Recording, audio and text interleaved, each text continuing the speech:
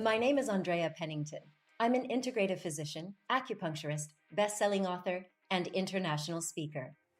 My career in broadcast and digital media spans over 20 years. As past medical director for Discovery Health Channel, I've had multiple appearances on Oprah, Dr. Oz, and CNN, and my TED Talks have reached 2.5 million people. For the last several years, I've been helping other doctors, dentists, healers, and coaches from around the world to share their messages with global audiences through personal branding, publishing, online courses, and media training. And what makes this combination unique is that I am bringing my 20 years of expertise as a professional speaker and coaching other people on their TED-style talks. So I know what it takes to craft a keynote, a TED Talk, and even workshop presentations so that you communicate your message with confidence and clarity.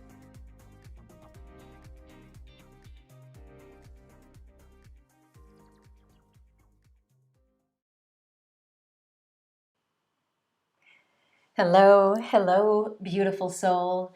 Welcome to another live masterclass. Thank you so much for tuning in and for being here. I'm excited to jump right in to the transformative power of storytelling using the hero's journey. So glad to see that some of our regular community members are here. Hey, what's up, Chef?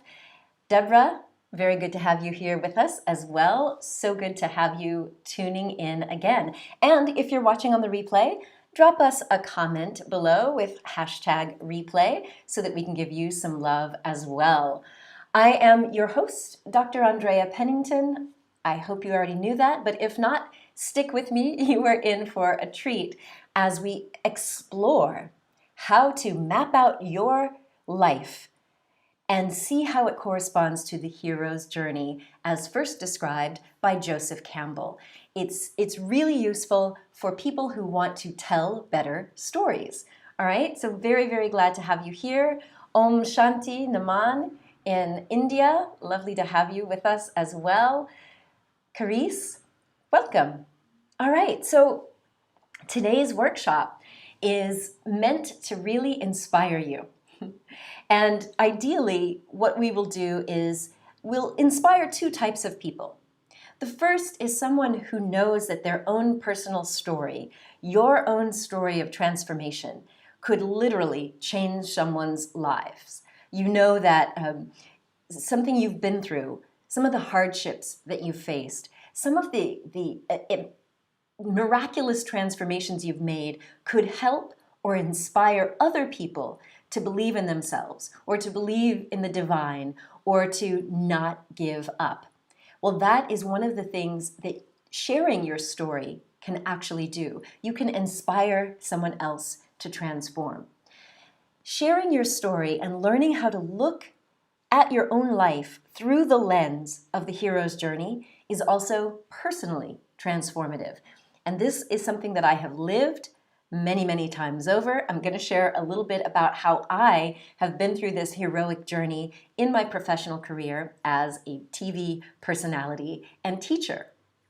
See, what happens for all of us humans is the way we make meaning out of the things that happen in life is through images and stories. See, there is a story in your mind. There's a story that you tell yourself about yourself, and that is what impacts everything that shows up in your life. But if you don't own your story, meaning if you feel like life is just being done to you and all you can do is react, if you're not the principal actor or the co-creator with the divine, then life is always going to keep dumping on you and you'll always feel like you're behind. But when we take up the pen and put on our cape, we can literally become like a superhero. And that is what I'm on a mission to help you do. Whether you are a speaker, a coach, a healer, or you yourself need to transform the stories that you're telling yourself, this masterclass is going to help you. Now, you may remember that I did another masterclass on the healing power of storytelling, which was all about the personal healing that we get when we tell our stories either to another person in a safe space or in our journal, so that we no longer have to feel like we're suffering in silence or hiding. And instead, we can own that story and use it to move forward. Today's class is going to be a little bit different because it's really about the professional use of storytelling to transform yourself or to transform other people. And yes, I love that, Deborah Rose. Victims don't change anything, but heroes do. I love it. That is so true. So that's what we're going to do. We are going to see how we can inspire you to become more of the hero in your life. Sound like a good plan? I know it is. I know it is for you. So what we're talking about is the transformative power of storytelling. We are going to explore how the hero's journey can help you share your own story with confidence, how you can become a powerful speaker or writer, and how you can inspire your audience authentically. So in case you're new here, I am Dr. Andrea Pennington. I am an integrative physician, acupuncturist, and a trauma-trained recovery coach. I'm the author of the Real Self-Love Handbook and founder of the Real Self-Love Movement and creator of the Attunement Meditation. And I mentioned that I have personally been on this heroic journey, and I want to tell you a little bit about it because a lot of people say, listen, you sharing your story in the TED Talk and on all of these podcasts and summits, you make it seem like it's so easy. But the reality is it was not always this way for me. And I want to take you back to a time that I don't share very often. In fact, very few people know this little story I'm about to tell you. But there was a time back in the early 2000s. So we're getting into the hero's journey now. I'm going to share with you the stages of the hero's journey, and you'll be able to see how this corresponds. All right, so back in the year 2002, I was the medical director for Discovery Health Channel, and I was the spokesperson. And I went from, in about a 2-month span of time, I went from being a very closed off, people-pleasing, buttoned-up, prudish, know-it-all doctor on TV to being the authentic me that you see before me, the authentic me that you've seen in my TED Talks and singing on stages. And this really was a transformation of heroic proportions for me. So what I want to say is I wasn't always a natural storyteller. I used to hide behind facts and figures until I got a call. While I was at the Discovery Channel, I got a call from our communications director saying that Oprah Winfrey was looking for a doctor to speak on her show about type 2 diabetes and how it affects the African American population. As a physician with a medical center helping people recover from type 2 diabetes and obesity, this was something I knew very well. And at this time, this was when the singer Luther Vandross had just suffered a stroke.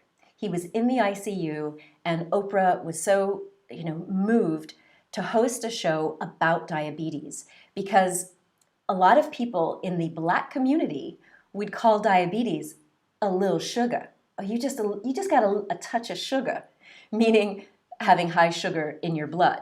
And that's not actually a good thing to have, okay? So she was getting footage from the Discovery Health Channel to put on her show with Patti LaBelle, and she wanted a physician to come on. Now, I don't know if you've ever actually seen this clip of me. I'm going to show you a little bit of it, as much as it makes me want to cringe. So the first time I was on the Oprah show, I was kind of stiff, in sort of a boxy sort of suit, very much conforming to trying to be how they wanted me to be for television. I was completely nervous. I mean, of course, I'm sitting on stage with Patti LaBelle and with Oprah Winfrey. Like, oh my heavens, right? And it was a really big show. This was before Oprah had done a lot of TV around health issues. And so this was kind of a big deal for us at Discovery Channel as well. And I can tell you, sitting on that stage, I was just relying on my factoids. You can see me talking about how sugar gets stuck in the blood vessels. And after the show, we had this segment with Patti LaBelle where I got to sort of give her some tips and advice on exercise and how she could manage her blood sugar. But this is the thing that happened that really transformed me. After the show, Oprah grabbed my hand and took me back to the control room, me and Rob Green, the trainer that was with us. And she thanked me. She thanked me for the show, for the segment, and sharing my wisdom. And I just felt like, I don't even know. I don't even have an adjective for how I felt. But I felt like really honored to have had that opportunity, especially to speak to the public about such an incredibly important topic that not a lot of people really had good education about, and that was type 2 diabetes in the Black and brown communities. And so here's what happened. Here's part of the transformation. So I sat on that stage, and I was a very good girl, sticking to my talking points, trying to look good, trying to sound good, trying to not mess up. And then 2 weeks later, I got a call from Oprah's producers, and they asked me to come back. They asked me to do a special show on how nutrition could be used to avoid these health conditions. So they flew to my wellness center in Washington, D.C., and this time we were on my home turf. It was my wellness center. It was me directing the spots. We did all this shooting and all this stuff. And what that allowed me to do was to really be more myself. I mean, I'm always a teacher, so we set up these shots in my salon. I had this holistic spa and salon, and I'm showing them the difference between the good, the bad, and the ugly fats and sugars and all these things. So what happened in that 1 month period of time was they came to my wellness center, shot with me, then they flew me and my mom out to Chicago to do this second Oprah show. It was the show that you saw in the clip, if you've been here since the very beginning. That clip at the beginning of my video is me the second time I was on Oprah. I was much more relaxed. I wasn't wearing some boxy business suit, and I was sharing in a way that is more authentic to me. And it was as if Oprah gave me that call to step out of my ordinary world into the unknown, into the space of being my authentic self. Instead of being so well rehearsed and sticking to facts and figures, I was able to share from the heart. And what that did for me is it opened me up to be much more natural. And some of you already know the story. After that, I was given an opportunity to co-produce a show, which was a 4-hour docu-series following my pregnancy. And ultimately, doing that pregnancy show was where I really let down my guard and stepped up as the heroic me that I am today. Now, I didn't set out on a mission to share my business on stage or on TV, but becoming an authentic voice for myself actually set me free. Because as you know, or if you're here for the first time, in my childhood, we grew up in a family where my mother said children are to be seen, not heard. So I never had the opportunity to speak up and share what was in my mind or in my heart unless I was on stage. So I became a performer. Now, that's a great thing. It has served me well in my life. But there were times in my life when I wasn't living my authentic truth. And really stepping on this heroic journey of sharing my truth has allowed me to become more of who I really am, my true self. So I just wanted to give you a sense of my own transformation and how it all started. And now we're going to get into what I consider to be the 3 keys to really becoming a transformative storyteller. Would you like that? Does that sound good? I'm checking with the comments here. I love that you guys are. Yes, thank you all. It's lovely to see all these comments coming in. Anyway, so I'm going to get into now the 3 keys to really mastering this idea of transformation through storytelling. Now, the first key is for you to really transform your own mind and develop a growth mindset. Now, what I mean by that is we have to sort of open up our mind, be open to coaching, be open to feedback. We don't become great speakers and storytellers on the first try. We can grow into becoming a powerful storyteller. I mean, I don't show videos and clips from some of my very, very first talks, like eek, but I have become better and better over time. And a lot of that comes with experimentation.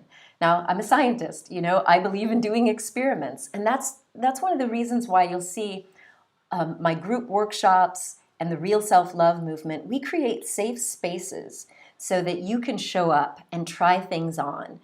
Because I was a performer doing community theater and stuff, I'm used to going through like the rehearsal process and then the dress rehearsal. Because when you can practice and get feedback from the director and from the audience, your fellow crew members, you can become a better and better storyteller. But it starts with us having a growth mindset. It certainly helps if we are in community, and it helps if you have a trusted mentor or an expert to be with you. Because I know a lot of people who say, all right, I'm going to become a speaker, and they think I can just watch some videos online or read a book on the hero's journey. It's not as easy to do in isolation, because we recover in community, we heal in community, and we grow in community. And for some people, especially when it comes to sharing your personal story, some people will say that I'm a little bit shy, I'm intimidated, like I don't know if I could ever share.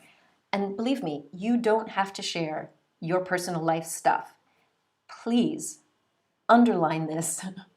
You don't have to share your personal life stuff. As a coach, as a healer, as a speaker, as an author, only share the stuff that is actually going to lead to transformation in your audience. And I advise that you only share the stuff that you've actually healed and processed. And by doing it in a community, what I find is that my clients, my authors, they come through Stories with Soul, for example, or any of my live workshops, and they get to try things out in community. They get to practice, they get feedback. And because one of the greatest fears, like with public speaking, we have this fear that people are going to judge us or reject us, or we'll stumble or we'll mumble. And when you can do it, and yes, you may stumble and mumble, but the key is you find out that you don't die. You're not going to die just because you stumble or mumble or fumble. Like if you look at my first TED Talk, the one that's got 2.7 million hits, you don't know it, but the clicker jammed. And when they edited the video, they edited out a part of one of my sentences, so it doesn't even make sense if you really listen. But we can't control everything. What we can do is adopt a growth mindset so that we can get away from perfectionism and just know that with practice, we can develop some mastery. Does that make sense? All right. Just checking in with the comments. Awesome. So key number 2 to really mastering storytelling is to trust that your voice is needed. You've got to believe that your voice, your message, can actually inspire and transform people. Now, I know a lot of people will say, but I'm not very unique. I have the same story as someone else. It's been said, it's been done. But the reality is, people need to hear the same message a lot of times. I'm not saying that humans are, kind of thick-headed, but some of us are. I know I am. So it's really important for you to recognize that if you feel like there's something bubbling up inside of you, if you've had that calling, someone's told you that you should write a book, or that you should have a TED Talk, or you should have your own show, or you should host a podcast, and you start going into that, wait, what, me? I don't know. I mean, I'm not unique. Everyone else is doing it. Or me, I'm a work in progress. I'm too effed up. I'm not even done. I'm not ready to go public. Just know that you only need to be a few steps ahead of your audience. You don't have to be a perfect work of art. Trust that your voice is needed. If it's stirring up within you to share, then I believe it's a sign from the divine that there is somebody out there waiting for what you have to share. And, I've seen this time and time again with my clients. They find just miraculous abilities to connect with people, even though you may be doing something that other people have already done. All right? Make sense, everyone? Yes. So Roller Girl says, you're in productions now, you know what I mean? Awesome. Yeah. All right. So let's move on to key number 3 to really owning this transformation. All right? And key number 3 is also a mindset thing. You've got to believe that your audience is waiting for you. I know that there are certainly better coaches, better speakers, better mentors than me. There are writers out there who've already written about the stuff that I've written about, but they haven't done it with the combination that I have, or in my voice. And it's the same with you. They have, even if there are other people who have done things before, your audience is waiting to hear it from you. Because of your combination of skills and talents and abilities, this whole combination of who you are is what's going to resonate with other people. And even if there are people out in the space, some of them have been there so long that their advice doesn't seem fresh. And even though it seems hard to believe, most people like to hear a message repeated often and in different ways so that it really sinks in for their transformation. And we have to trust that. I know that it can be a little bit hard, but we actually have to believe that if it's inspiring, if this inspiration has come to you, that means that your audience is already waiting. The divine put that spark in you to meet someone's need out there. And I've shared this story before, but I'll share it again. When I first was told that I should write a book, I was at Discovery Channel again, and Rita came up behind me and saw that I was coding an article on the 5 keys to living heart healthy. And she said, that's a book. And I was like, huh? Who would want to read a book by me when there's already all these great writers and authors out there in the healthcare space? And ultimately, she said, it's true.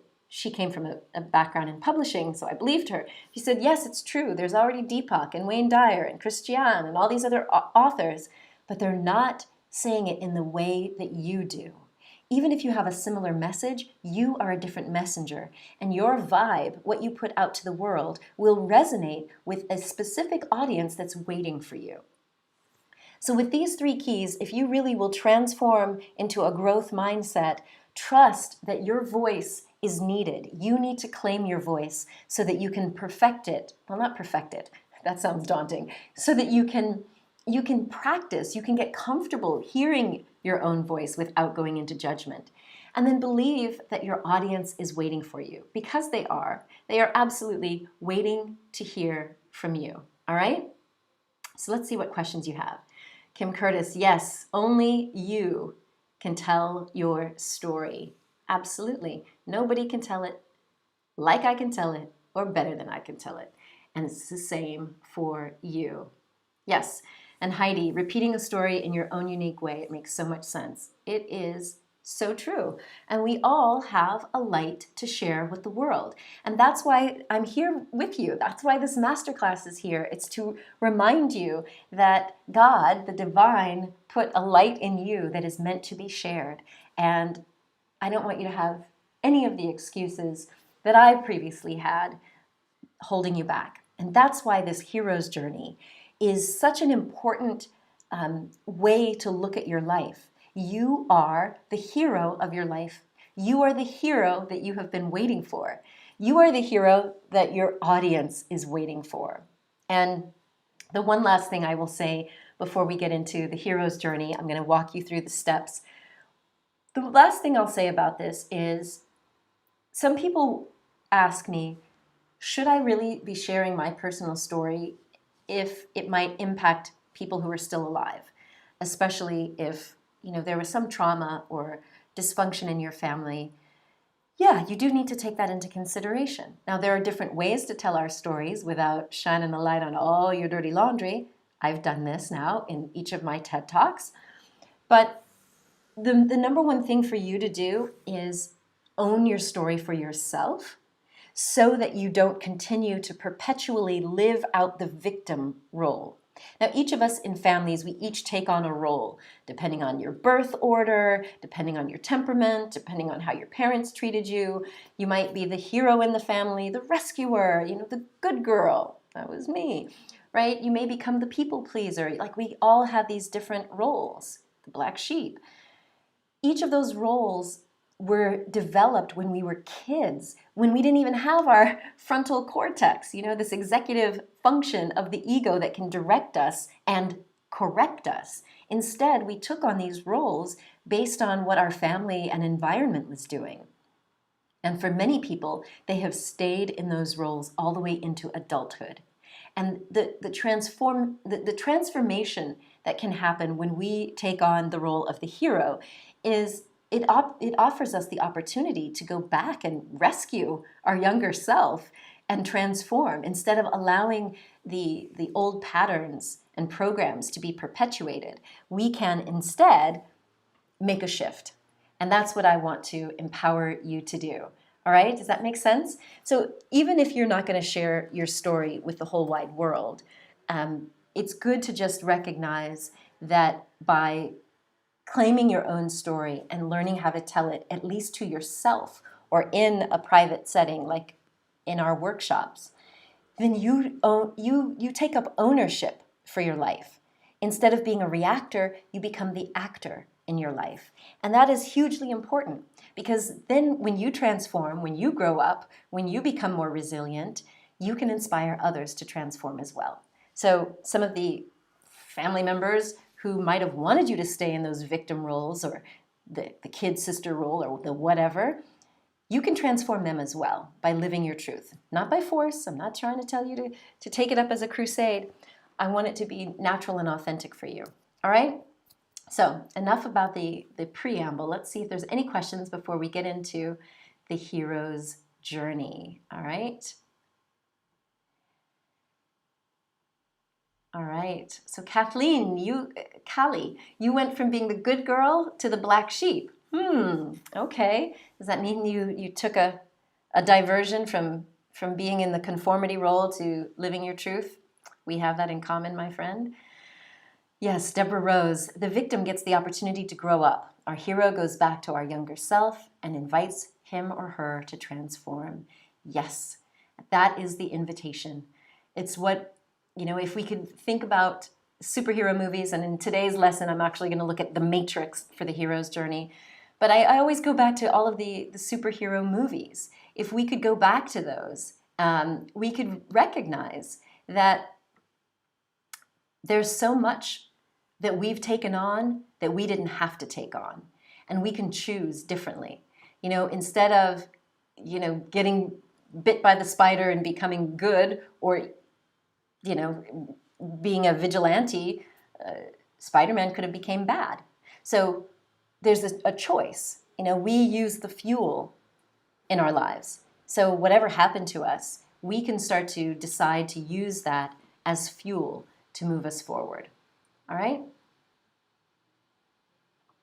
And curious what the recommendation on storytelling is for people who are still figuring it out. Well, that is a perfect opportunity to use the hero's journey to look at the lessons in your life and see what is that theme. Like for many of us, there's a theme to our life. If we go all the way back to our birth and maybe even before birth, what was that family theme? Was it a theme of loss, of betrayal, or was it bliss and joy and miracles? When we look at that theme, the opportunity that you have, if you don't know who you are yet, because you've been so busy living into other people's roles and ideals, now is the perfect opportunity for you to define who you will be in this life. I cover this extensively in the Real Self-Love Handbook. Can't get into that today, but absolutely check out the hero's journey as we're going to go through it now, and you will see how this all fits. And yes, we're going to be looking at the matrix. And Carolina says, only by 30 I realized that I have a right not always to suit the high expectations of family and friends. You're not alone, Carolina. I was in the same situation. It took me to my mid-30s to stop trying to please all of the other people and their expectations. I even wrote that in my song, I Love You Me. So anyway, so much that we can do together. And yes, I love that we can heal and transform to let go of patterns that no longer serve us. That is exactly what we can do, Christina. So glad you're here with us. All right, so let's get into it, shall we?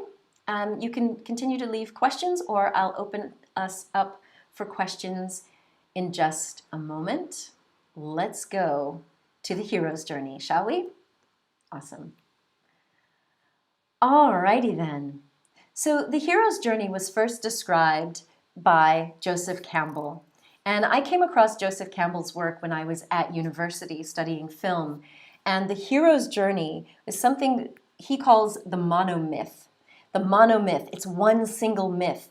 He looked at cultures across time, from fables and fairy tales and stories and plays and dramas. They all seem to follow these 17 stages of a heroic journey.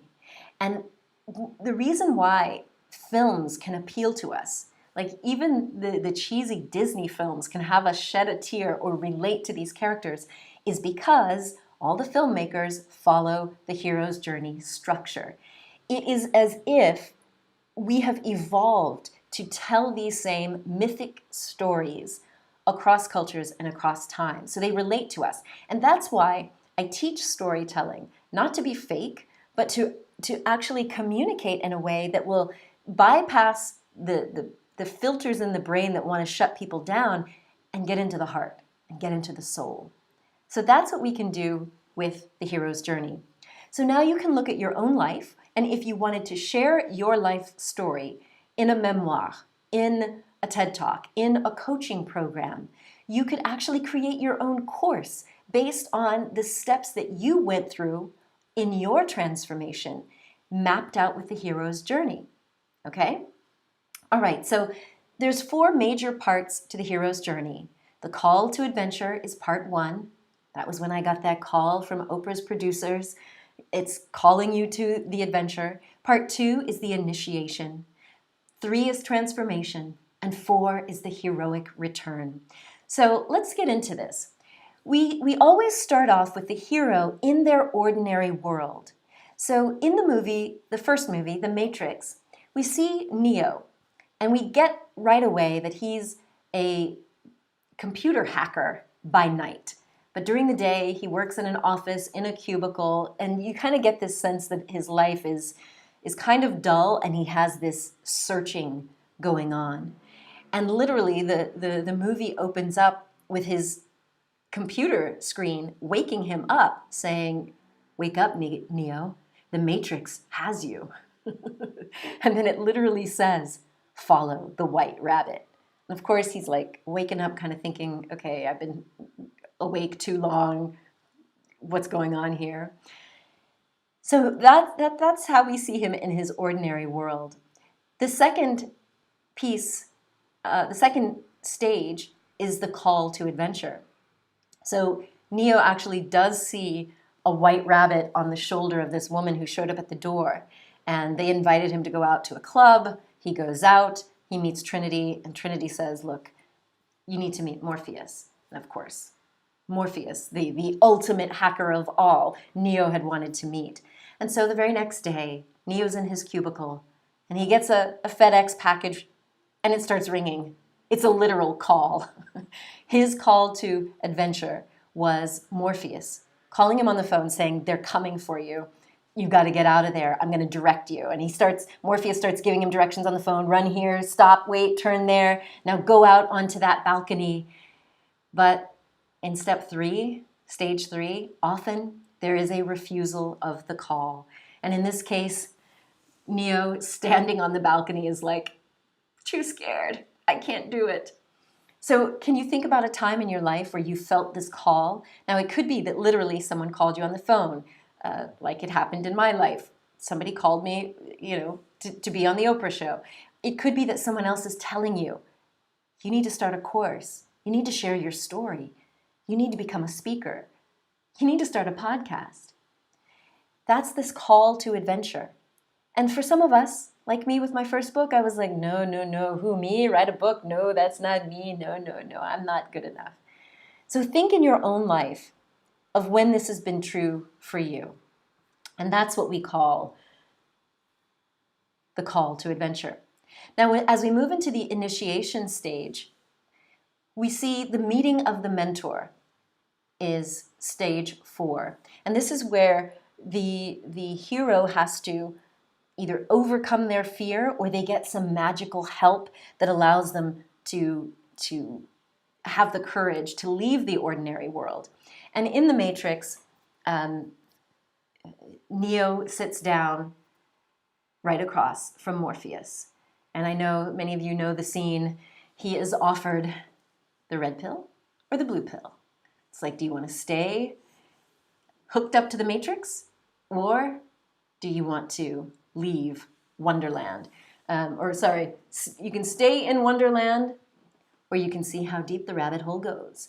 And so that was his initiation. He takes the red pill. He commits to this change. He crosses the threshold. Oh, Sandra D., I know that too. So many calls that you didn't answer. Oh, the remorse. I'm with you, my friend. But guess what? It's never too late. We say no many, many times, but you'll see, Sandra, I know that you're joining us for Stories with Soul. I'm so excited. You'll see, I'm giving you a copy of The Hero with a Thousand Faces. When you really look at what Joseph Campbell did as he studied these myths across time, you'll see that the hero, even when they refuse the call, you actually can't really refuse your destiny. Your destiny is, it's yours. It's yours to claim. So even though we may have remorse or regret about not answering the call, it's not too late. So stick with me.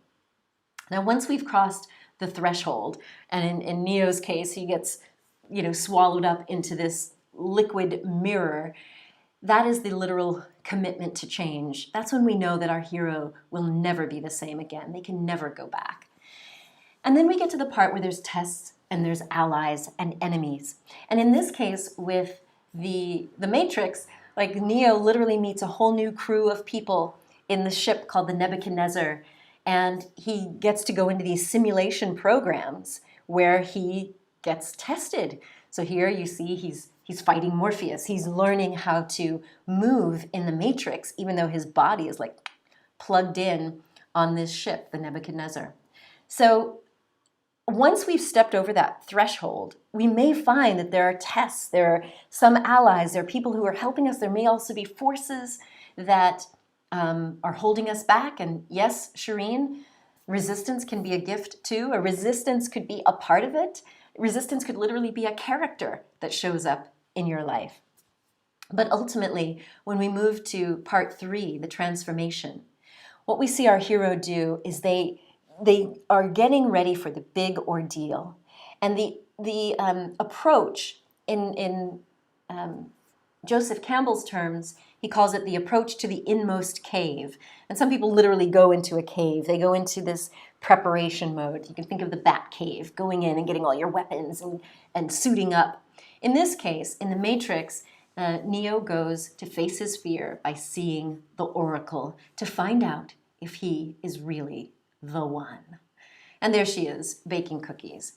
And ultimately, she tells him, you're not the one. Ultimately, though, Neo recognizes that he can't just leave Morpheus locked in the Matrix. And so he and Trinity go into the biggest ordeal of them all. So this stage of the hero's journey is like, the pinnacle. It is the big fight for life or for death. And ultimately, what happens with Neo is he does save Morpheus. He is able to get there in time, but Neo got stuck in the Matrix. I'm not going to spoil the plot for those of you who haven't seen it. There's betrayal. There's always a character of betrayal. All of these amazing archetypes we see. So Neo got his reward. He did save Morpheus, and he found out that he really is the one. But then there is the return. So we move into stage 4 with the road back. The road back is where we have these new challenges. Now that we've got that sword or that elixir or whatever that reward is, it's not always smooth sailing. There is this road back, and Neo faces new challenges as he's left in the Matrix. But ultimately, there is the resurrection. Neo got kind of wiped out by Agent Smith, and Trinity says, you can't be dead, because the Oracle always told her that she would fall for the one. So with that kiss, he is reborn. It is a literal resurrection. And it's there that he has these final attempts and he realizes he could stop bullets. So think about in your own life a time where you went through a major battle, maybe you got a little bit of taste of victory, and then some other setback knocked you down and you thought you were dead, literally or figuratively, but somehow you picked yourself back up. Because the final stage of the hero's journey is the return. It's where we've mastered whatever problem started us off in the ordinary world. And it's that mastery that we then take forward. We take back to the ordinary world, back to our families, back to the stages, back to TV shows, back to the books, so that you can share that reward with the rest of the world. Pretty epic, right? So I hope I didn't spoil any of that for any of you. Hopefully you already knew the story. If not, you can now watch The Matrix and love it like I do. So how does this sound to you? Resistance as a character in the story, very helpful. Good. I'm glad to know I am the cosmos. Can it also be about a wish that you master? Can it also be about a wish? Maui Dupont, you're going to have to tell me a little bit more about what you mean. I'm not sure I understand that. So Shireen, you say that you feel my resistance is mother to deeper humility and connection. I love that, Shireen. I do. And I love you. But I'm going to challenge you on that, because it is true that our humility is, I will speak for myself. My humility has kept me quiet. I grew up in a family where I often heard, who do you think you are? The Queen of Sheba? Who died and made you queen? I already told you, and you know this, Shireen, my mother said children are to be seen, not heard. And when I got into, the Christian religion, it was like, pride goeth before a fall. A pride bringeth a man low. So this idea of pride, this idea of shining, it messed with me. I knew I was a humble person. I still am to this day. But I shared this before, I'll share it again. When I started unintentionally sharing bits and pieces of my own story and not just medical factoids, people said to me how much they felt like I was human. They're like, we just thought you were kind of, too perfect, always smiling and always, looking good. But once they could hear a little bit about me, it created more openness and more connection and resonance. And it allowed people to transform and heal. And so I absolutely believe in humility. I absolutely believe we should respect that we're all on this blue planet, learning and growing at our own pace together. None of us is better than another. And we can give all of the glory to the divine. You don't have to brag to get on stage, to share your message, to be so bold. You are not serving anyone by playing small. So that was my challenge to you. So Roller Girl, I'm glad that you like how I laid out the plot. You haven't seen the movie, but watch it. It is so good. I really, really believe the Wachowskis did an amazing job with The Matrix. And Kaya, so part of your story might be, okay, looks like I'm missing a part of your question. Okay. Kaya says, can a call to adventure come in a negative way by being rejected in one area, which somehow forces you to take a different direction? Absolutely, as in losing a job. Absolutely. I think for many people, 2020, getting laid off or having to close their business was a wake-up call. It was a call to go inward, to really look at who we've been, the stories we've been telling, the excuses we've been making. And it's also been a call to adventure, to step into new roles, new ways of being, new ways of showing up in the world, such as starting a new business or going down a whole new path. And the number of people I received in the mail, a beautiful book from Linda, someone who was close to me when I lived in California. She finished a contribution to a book.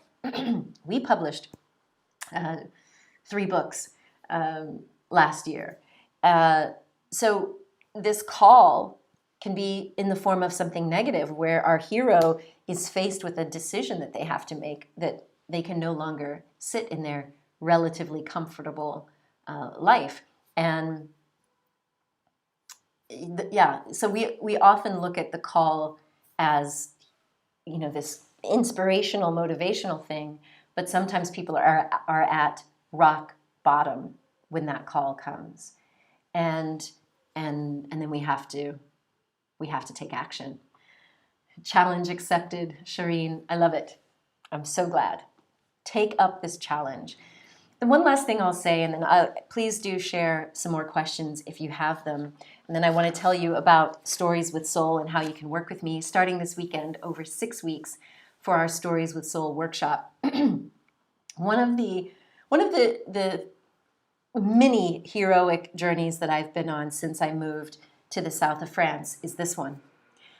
I moved here in 2010, and living in France was always a dream of mine. When I was in my 20s, visiting France was like this, chic thing to do.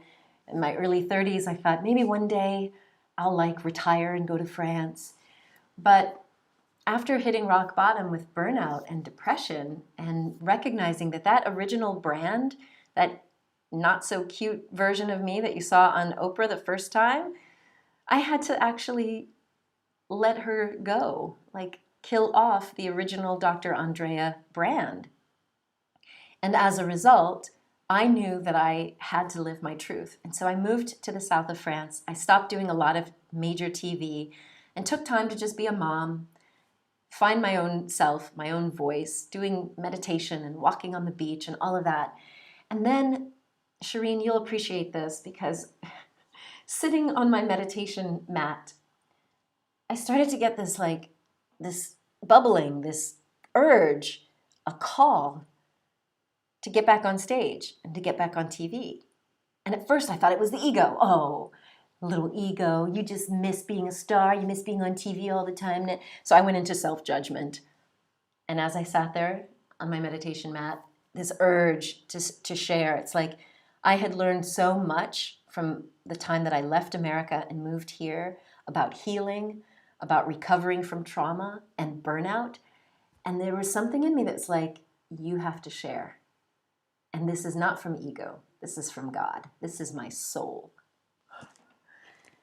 And so I knew, all right, well, if I am going to come back out, I'm going to have to rebrand myself. And so I set out an idea to write a TED Talk, because that's the best way I knew how to rebrand myself, at least from the south of France, you know? And so what happened? I got a call, like literally a phone call from Nazanin at the International University of Monaco, where I was a professor at the time, teaching corporate brand management and a course called Become Who You Are. No, it was called Be Who You Are. It was one of those weird situations, but that's a whole other story. Anyway, so I got this phone call, and she said, listen, we're doing a TEDx. We've got our license to do our first TED conference. Would you speak? And I was like, whoa, that was fast. Talk about manifesting at, at the speed of light. And even though I've shared this before, I was so nervous to come out and express that I had had this out-of-body near-death experience, that I had struggled with depression and anxiety. That was a big deal. But I stepped across the threshold, got up on stage, and I did have some tests and trials. I've shared this before. The clicker messed up. There was, some stumbling. But ultimately, it led me to where I am today, to be able to share my story and help other people transform. And of course, I've gotten better as a speaker. Thank God. I've gotten more comfortable. But I still get emails every single day and text messages and DMs on Instagram from people who see that TED Talk and they say it transformed them. It gave them permission to be themselves. It gave them permission to find their voice. It also opened them up to ask the question, who am I? You say become who you are. I don't even know who I am. And so I just have to say with all humility, I'm so grateful that I did open up and share. So anyway, let's see what questions that you all have. All right. Thank you, Rahima, for the compliment on the earrings. Off topic, but lovely. Thank you. All right. Let's see what questions you have. Olivia, your travel with Olivia. Do you have to be a writer to write a book? No, absolutely not. You can just write. This is one of the things we teach in Stories with Soul. It started off with me helping people recover from trauma, and I gave them writing assignments just to unburden their mind and their heart, tap into the subconscious mind. It gives you a way by writing, even if you're not going to publish it or share it with anyone, it gives you a way to tune into that heroic energy, to tune into the inner child, that younger version of you that might have been blocked or limited. So you absolutely can and should write. In fact, let's see if I can show you. I have a free masterclass, a mini class called Becoming the three keys to becoming the hero in your life. It's totally free. If you go to andreapennington.com, you can download it. You can get access to it where you do these writing prompts. So absolutely, of course, if you want to work with me and get some support, then I invite you to join me for Stories with Soul, which I'll talk about in just a few minutes for those of you who might be interested to work with me over a 6-week period. All right. Amrita, congratulations to you. Amrita says, I've written my soul journey. I am a conscious creator, which you edited and published on Amazon. Woo, woo, go for it, girl. I'm so glad. And your book has gotten a 5-star rating within 2 months. Bravo. Awesome.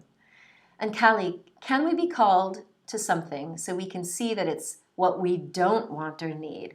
Absolutely. And I saw that you posted another comment. It can be hard to discern between the ego and soul callings. And that's again why I like working in a group, because we can try things out. Whether you're in my personal branding bootcamp or real self-love or Stories with Soul, you get to come into a space and try things out. And I've had people do this. People who've hired me to help build their brand only to find out this is not this is not really what I want to do. We think it's good, and we think we get all excited that it must be the soul, like my soul feels fired up. So yes, it can be hard to discern between the soul and the ego, but you absolutely can.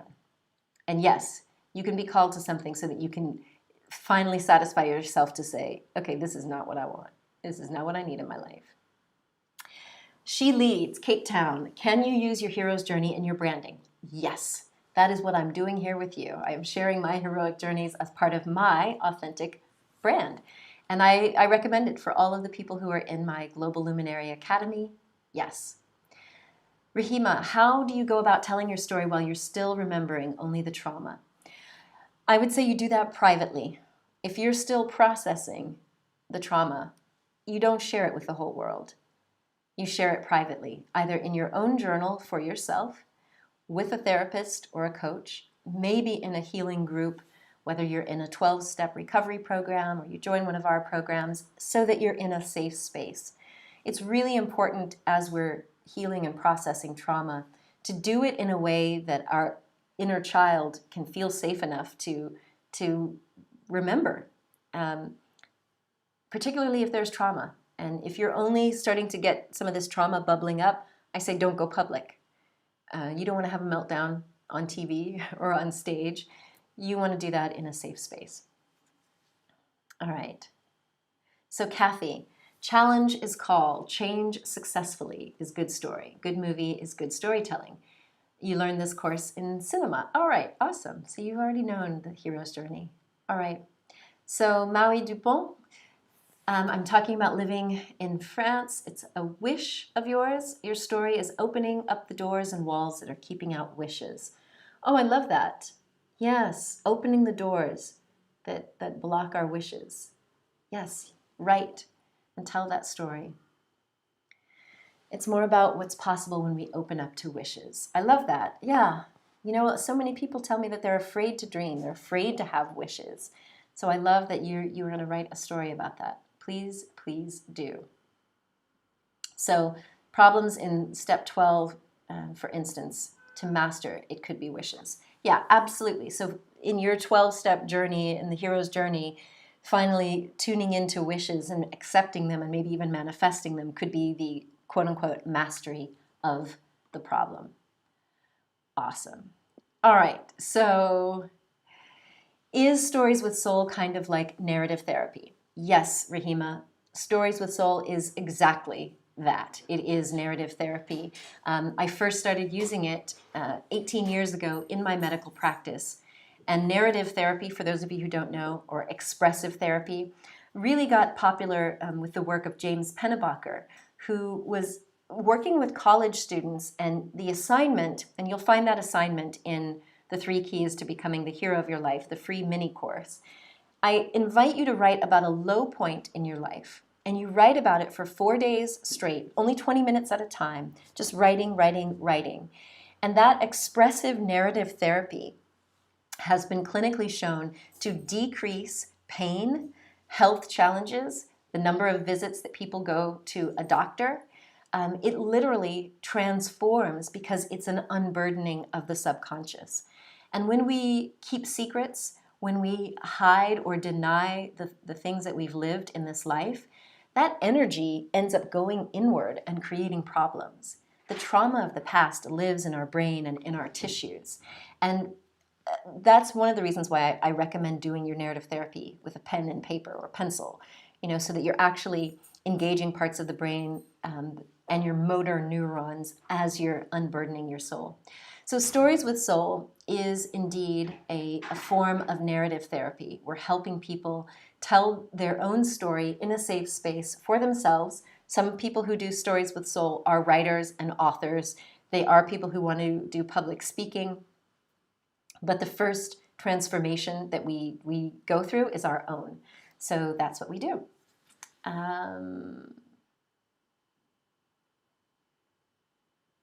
So Carolina says, sometimes we're so blocked in expressing ourselves, we just don't allow ourselves to start our hero's journey. Yep, and that was the main point that you took away from my TED Talk. Yes, yep. That's why I invite you to give yourself permission. You know, that mentor that helps people cross the threshold, well, that's me. I've had so many mentors in my life who've helped me and supported me and, helped me cross those thresholds, that now I feel like I'm really living my truth. And I get better every year. I'm not done. I'm still a work in progress. Carice, you've often tried and struggled to allow your own light to shine. In fear I offend others, and in fear that I may be afraid of success. Well, Carice, you can investigate that. One of the things we do in Stories with Soul is we invite you to make a timeline of life events and identify where in your life was the first time you experienced that. When was the first time that, let's deal with the fear of offending someone. When was the first time you were told that you shouldn't shine, or you were shamed, or you were bullied or teased and made to shrink? With the narrative therapy that we do in Stories with Soul, we go back and we identify the source, if we can. And now some people have experienced trauma or abuse over a long period of time, and over that period of time, they then took on the belief and the coping mechanism, like, it is not okay to shine. For some people, the more they expressed themselves and stood up, the more they got beaten down, literally, at home. And so being afraid to shine is a valid fear for the inner child who would have been abused. And so hiding becomes a coping strategy, a defense mechanism. But when we can go back and do some healing work for that inner child to recognize that we're grown up now, and whatever force was beating us down or causing us to shrink, now we as competent adults can provide that protection. I always recommend that you do this with guided meditation so that you can connect with the inner child, connect with a healing force, compassion, and so on, so that the inner child can feel safe enough to overcome that fear and take on faith instead. And then the same thing comes with your fear of success. When was the first time that being successful was a bad thing for you? So if you got all A's on a report card and a sibling didn't, and you got looked at a certain way or spoken to a certain way, that may have been the origin of your fear of success. So we have to identify it. We go back, we do some reprogramming of the subconscious mind through meditation, getting us into a nice theta state so that we can access the subconscious and transform it. So that is what I would say about that.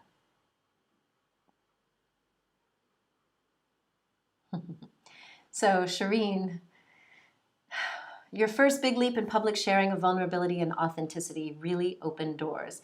It's being clear about which hero journey to share, because on a good day, you feel like a corporation of heroines and galactic guides. Then I would start with that. Start with one of those.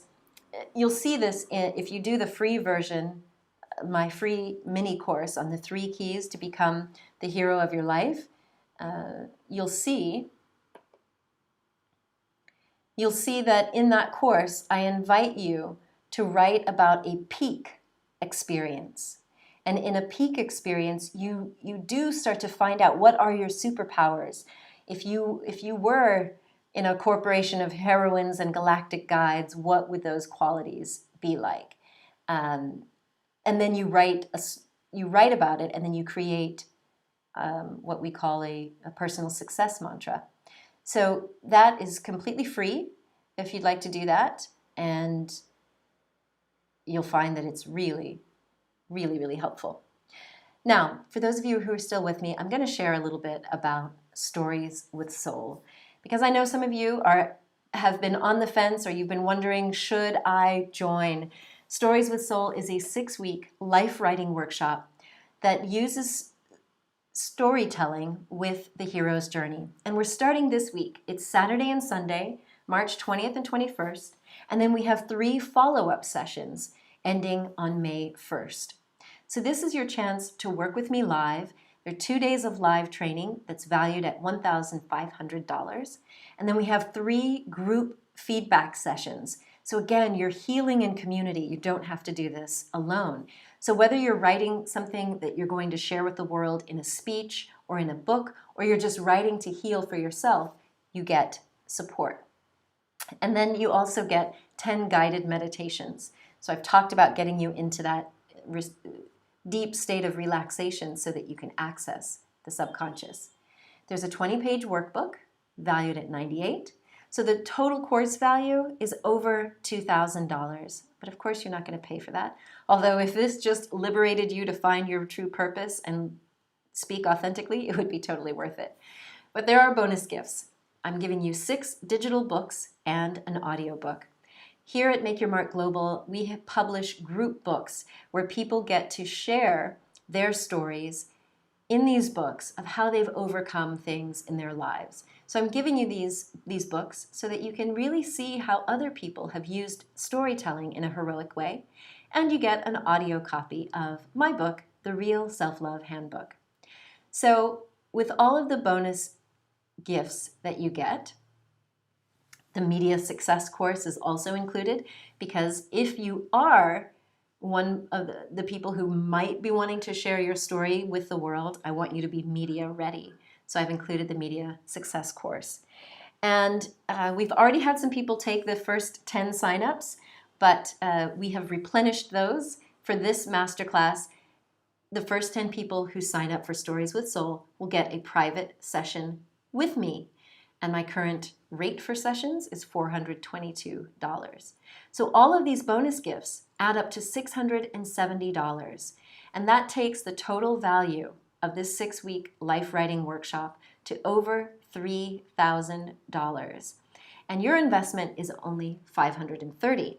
But if you sign up by tomorrow, which is March 19th, you can get into Stories with Soul for only $350.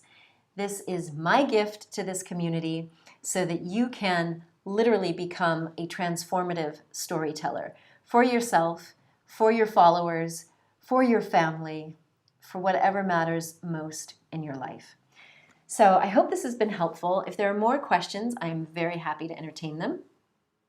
You will see that as we do Stories with Soul, you're able to ask questions as you go. You get live feedback from me on your stories.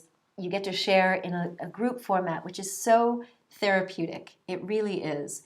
And for the people who end up sharing their stories, I always get these beautiful messages back of how this is so transformative. The beautiful Lena Nielsen, who contributed to Manifesting Love, she shared just so open-heartedly how this process helped her so much to grow as an artist and to literally show up now for her clients in ways that she didn't even anticipate.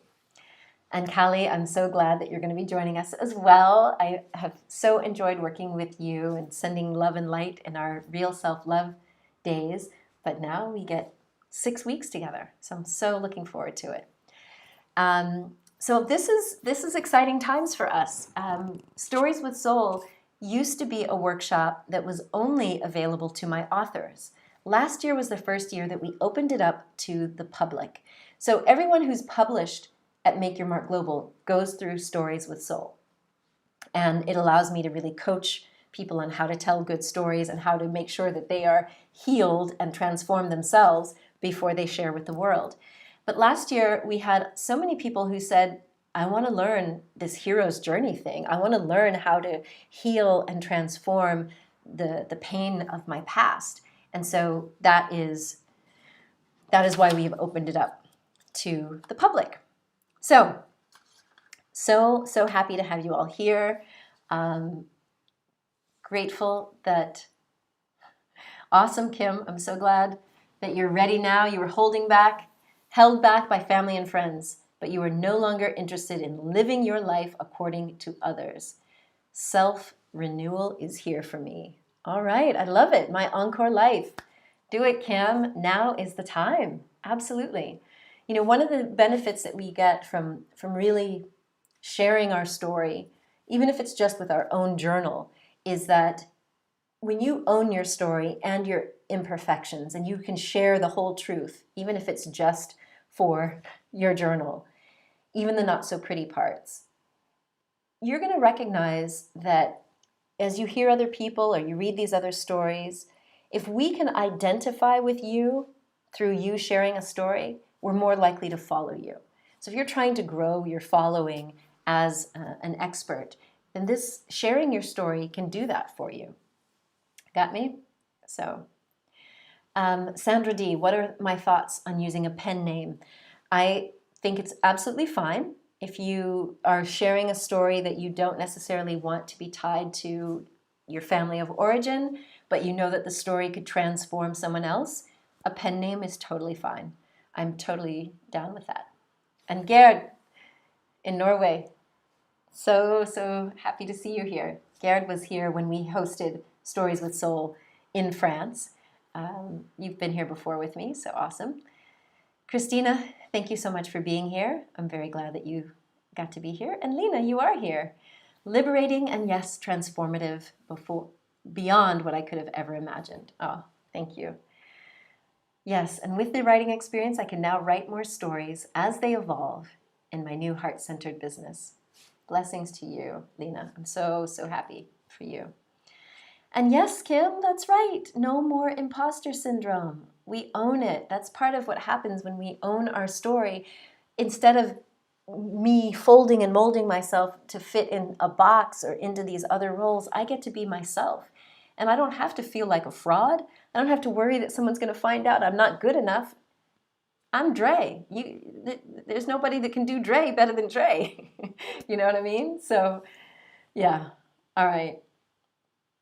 Awesome. I'm so glad, Carolina, you have some new ideas for your book. This is awesome. I'm so glad that it's been inspiring. Yeah, it's my joy and my pleasure to be here with you. I want everyone to experience the same freedom that I've had from going through this process. I mean, that freedom to like be myself and stop hiding and stop trying to, put on airs and trying to be something that I'm not. I want everyone to have that sort of freedom. And, I found that people told me before that, like, if I shared my story, like you do, Andrea, like, I might lose my credibility and my standing. And I always tell this story about the lovely Dr. Jill Stalker. She happened to tune in one morning while I was doing a Facebook Live, and I mentioned my experience that I had with postpartum depression. And she was shocked. She was like, I've never heard a doctor openly talk about dealing with depression. And she said it opened her up to be able to talk about it, first with her clients, and her patients were starting to open up to her in a whole new way. When we share, and again, remember, if you're just tuning in, go back and watch the replay. I do not want you to overshare. We're not sharing for pity or sympathy or to, just pull people in. We're sharing because we know it can transform. And that's literally what happened in Jill's case. She found that she was able to help people transform by being transparent. It builds trust. It builds connection. And in Stories with Soul, I will show you why. I will share with you some of the neuroscience of why stories and a certain way that we tell stories can bring people in and build that trust and connection. And the other benefit of telling your own story, again, the parts that you're sufficiently healed and you feel comfortable enough sharing and you've practiced it in a way so that you're not feeling like a hot mess, is, no, and definitely, Olivia, do not think of sharing as a way of revenge. Please don't. Yes, I do know people who have done that. They're like, no, you're not. We always want to come from the purest of intentions. The question you ask yourself is, am I sharing this to help and to heal and to transform, or anything else? Is it revenge? Is it to make a dig at someone? Is it to look better than someone? If it's any of that egoic stuff, then I would advise to not do it. But what I found with working with Jill, soon after she saw me online, she joined one of our media success programs and then came to France. And now we're like partnered up and we're working on a project together. And she's in my new film, this documentary about resilience.